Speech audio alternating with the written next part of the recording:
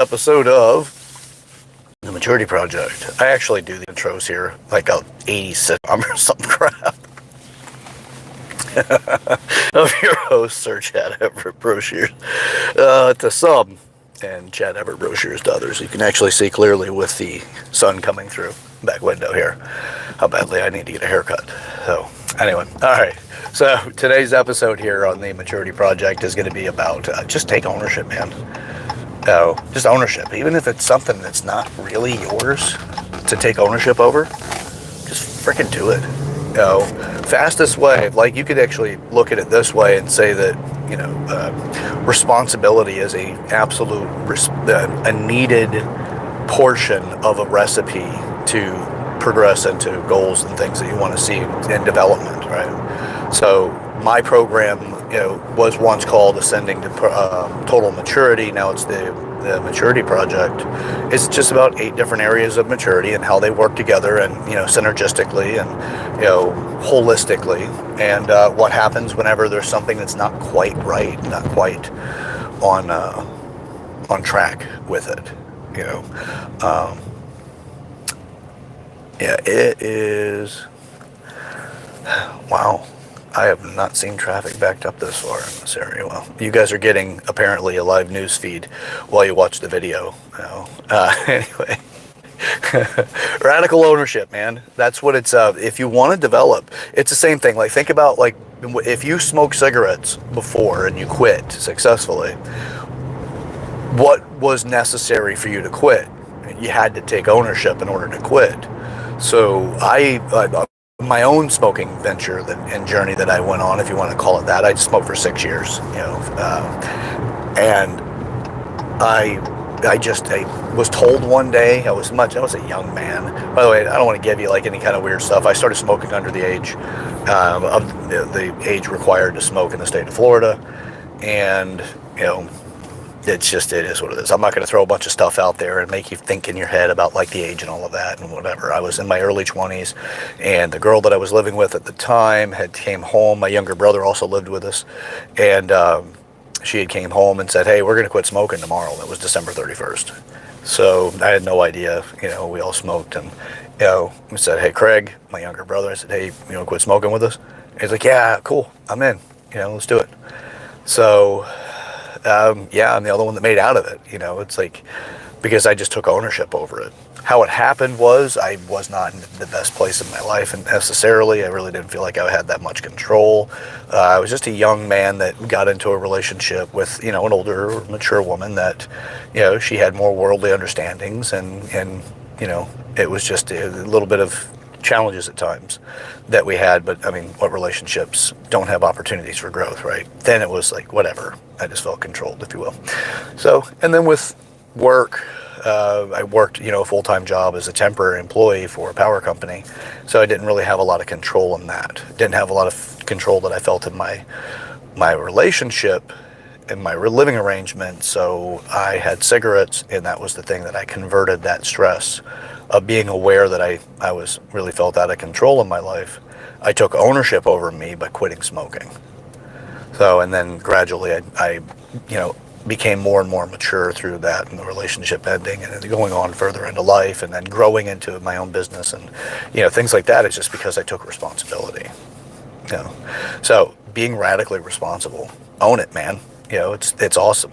And you own this stuff, it gives you access to something. Even if it's not even fully your fault, even if you have the very smallest sense of any kind of responsibility, even if it's just to the point that it happens to be that you were there when it happened, does not mean that you can't take responsibility. There's something to learn there. There's something to learn about stepping forward and taking on something that most people won't. When you take on responsibility, you are trying to take some of that lesson for yourself. If not, then the whole lesson for yourself, depending on where you were in the event. So as far as were you the originator, were you directly involved, or were you just in the room? If you were to use that. So if you take ownership, you will start to see progress with the areas that you're developing. Just like quitting smoking, you don't quit well. I'm the only one out of the 3 of us that actually quit smoking, by the way. I know that my brother still smokes, but I'm not certain about the girl I was dating at the time. Anyway, so there's the conclusion of that, since I did kind of leave you hanging. But it's ownership that did it. That was the thing that, like, I just got really, really aggressive about owning the fact that I was not going to smoke anymore. And I was owning the fact that it was my health that needed to be considered, and I really needed to take care of myself. And I wasn't, because I was young and didn't, that invincible stage where you don't really say you feel invincible. You just kind of, you act like you have invincibility. It's a little bit different than that cognitive thing that everybody thinks that's what they mean when they say, oh, act like you're bulletproof, or like you're invincible. Yeah, I think that's a problem where we qualify something based off what we hear, and then we think it means something until you realize actually it does have deeper meaning, and are multiples, different versions or different variations of that particular meaning. Sorry. All right, so take that relationship, or take that, not relationship, but just take that ownership value and put it into play. It will change your life, absolutely. If you get real responsible and really start taking on ownership for every person, you kind of look at it this way, the way I do, is for every person that is it's like myself and that person are after the same goals. Now, the likelihood we're going to have the exact same thing as an outcome is very unlikely. But if you were to center it in on something, let's just say it's money, and we're both after several $1,000,000 or, whatever is going to make me independently wealthy. The other person's after it as well. If we have the same path, we're running the exact same race, is every time that person decides not to be responsible, I get another step ahead.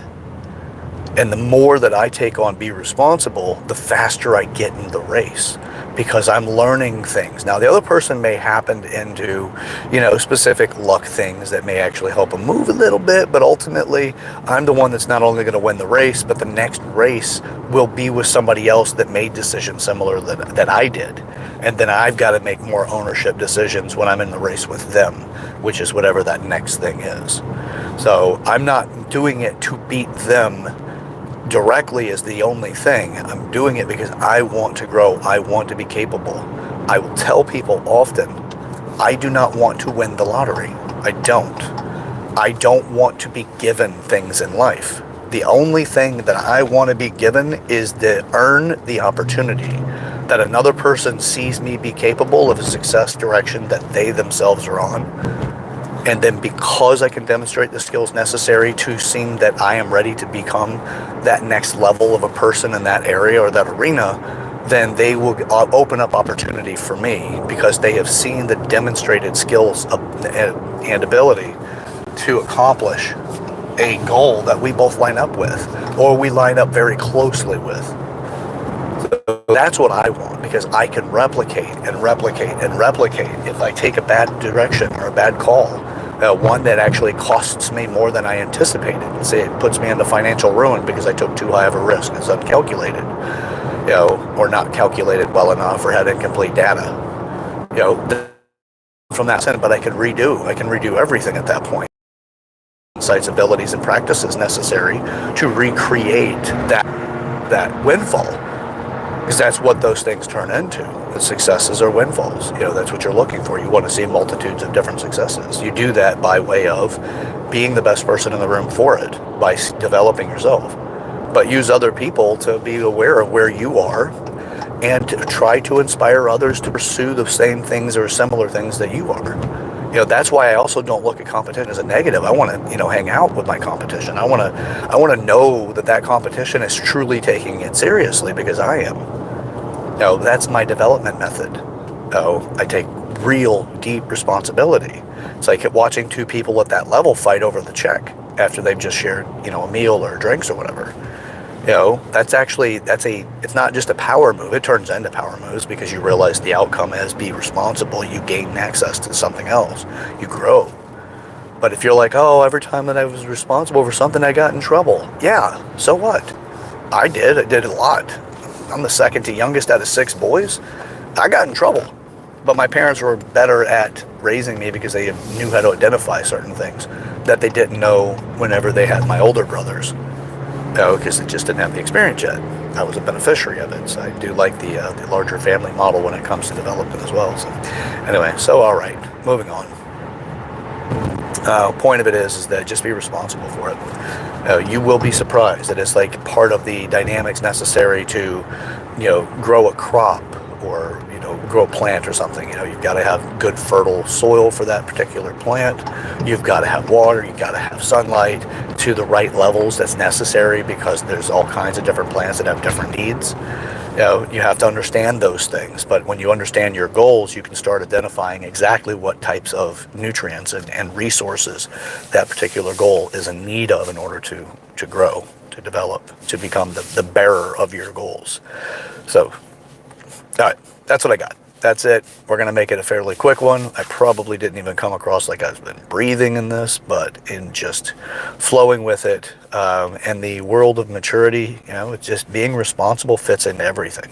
And the more responsible you are for each one of those things, the more the likely you're going to see change in your life. And you start identifying other areas that you can start putting attention on. But the squeaky wheel, even in our own life, gets the most attention.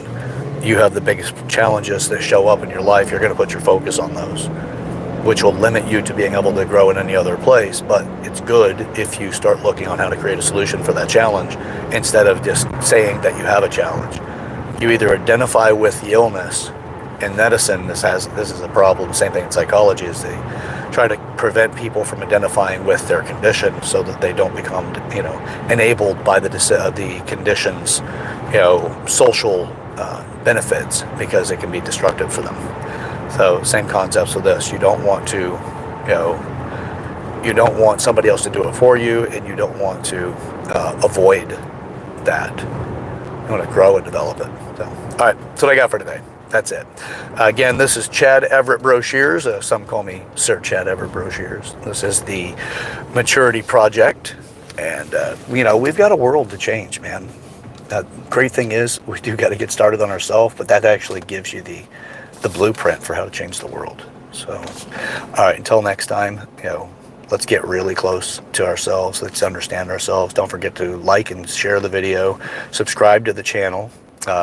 Use these videos as a way of breaking the ice, to have conversations with people of meaningfulness for you. So please do. Even if you have to use the fact that I barely breathed. I didn't sound like I took very many breaths through this entire video. If that's the thing that gets you and your friends or whomever it is that you want to have that conversation with, if that's what's necessary to get you there, by all means use it. Get it started. All right, till next time. This again, the Maturity Project, and let's get to it, okay? See ya.